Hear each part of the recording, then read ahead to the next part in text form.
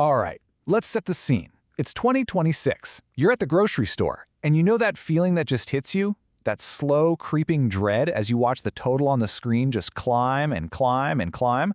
It's relentless, right? Yeah, that face.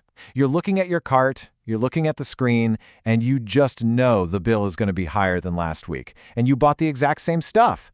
It's a super frustrating and honestly super familiar scene for pretty much all of us.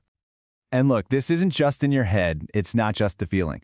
Check out this number. The USDA is forecasting that in 2026, the price of beef and veal is set to jump a staggering 9.4%. I mean, think about that. That's more than double the average increase over the last 20 years. That right there, that's the kind of painful spike that just blows a hole in your budget and makes everything feel completely unmanageable. So naturally, you start thinking, okay, what can I do about this? Maybe I should grow some of my own food. But then you go online, and trying to figure it out gets so confusing, right? Because pretty much all the advice out there assumes you have tons of space, great airflow, and all this daylight, which, let's be real, most of our modern apartments and kitchens just don't have. And honestly, that's the real problem here. This feeling, this struggle, it isn't just about you or your shopping habits. It's about the entire system that we all rely on. So let's zoom out for a second and take a look at the bigger picture. You know, there's actually a name for what you're feeling. It's called inflation fatigue. And it's exactly what it sounds like, that total exhaustion from constantly battling rising prices. It's especially draining when the news is telling you that overall inflation is, moderate. It just feels like you're running on a treadmill, financially, and getting absolutely nowhere. Okay, so this table right here, this is fascinating because it really explains why we feel that fatigue. See that top line? The official forecast for food at home is a pretty modest 1.7% increase. On paper, that sounds totally manageable. But look closer. The key items, the stuff that really anchors our meals, like beef and veal or even sugar and sweets, they're seeing these wild price swings. We're talking 9.4%, 6.7%. That's where the pain is coming from. It's the volatility in the stuff we buy week in and week out. So here's the big takeaway from all this. What we're experiencing, it isn't just another year of prices going up a little bit. We are in the middle of a fundamental shift in how our entire food system works. This time, it really is different. And I came across this one analysis that just perfectly captures the moment we're in. It says that 2026 represents a definitive threshold, marking the point where the traditional reliance on centralized grocery retail began to be supplanted. Whoa, I mean, think about that. We are living through a massive transition right now. So you gotta ask, why now? What's going on? Well, the old system is basically facing a perfect storm. You've got climate volatility messing with harvests. You've got urban sprawl just eating up farmland. Our global supply chains, we've all seen how fragile they can be.